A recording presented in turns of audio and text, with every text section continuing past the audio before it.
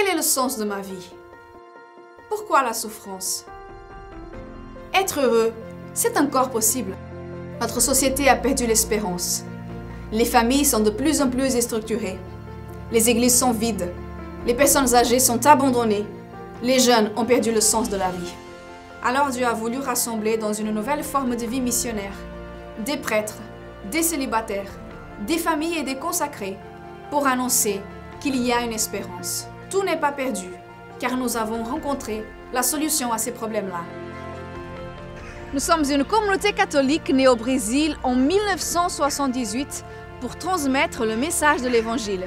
Pour nous, la solution a un nom et un visage, Jésus-Christ. C'est pour ça que nous l'adorons de tout notre cœur. Nous sommes une communauté d'amour et d'adoration qui fait l'expérience chaque jour de la force surnaturelle de Dieu dans nos vies. L'histoire de l'humanité est divisée entre un avant et un après Jésus-Christ. Cela est aussi vrai dans notre histoire personnelle.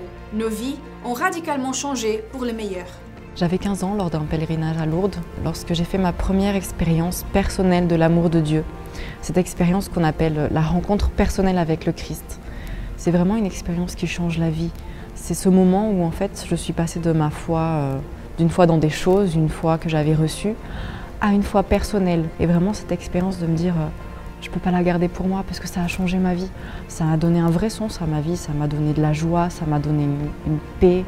Et du coup, quand j'ai rencontré la communauté et que j'ai découvert que la mission, leur mission, c'était pouvoir permettre à d'autres de faire cette expérience personnelle, c'est vraiment ça qui m'a donné le désir et de dire oui aussi. Moi aussi, je veux être missionnaire. Et voilà, depuis 2009, je suis membre de la communauté. Je suis très content d'accueillir la communauté Canson Nova depuis de nombreuses années dans mon diocèse.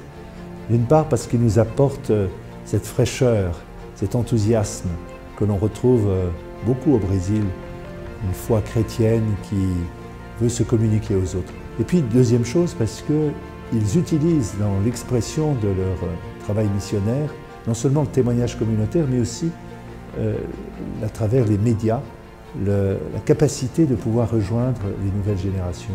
Le 9 février 2005, 5 missionnaires sont arrivés dans le diocèse de Fréjus-Toulon. C'était le début d'une nouvelle mission. Cette mission se développe en 3 axes principaux. Collaboration avec les services diocésains dans le diocèse de Fréjus-Toulon, en particulier le service de communication. Réalisation du contenu audiovisuel pour le site CN Média et les réseaux sociaux de façon indépendante ou en partenariat avec d'autres mouvements. Évangélisation directe par l'animation de temps de prière. Nous intervenons sur la paroisse de la Garde et nous sommes chaque jour à la Castille où vous êtes les bienvenus si vous voulez nous connaître davantage.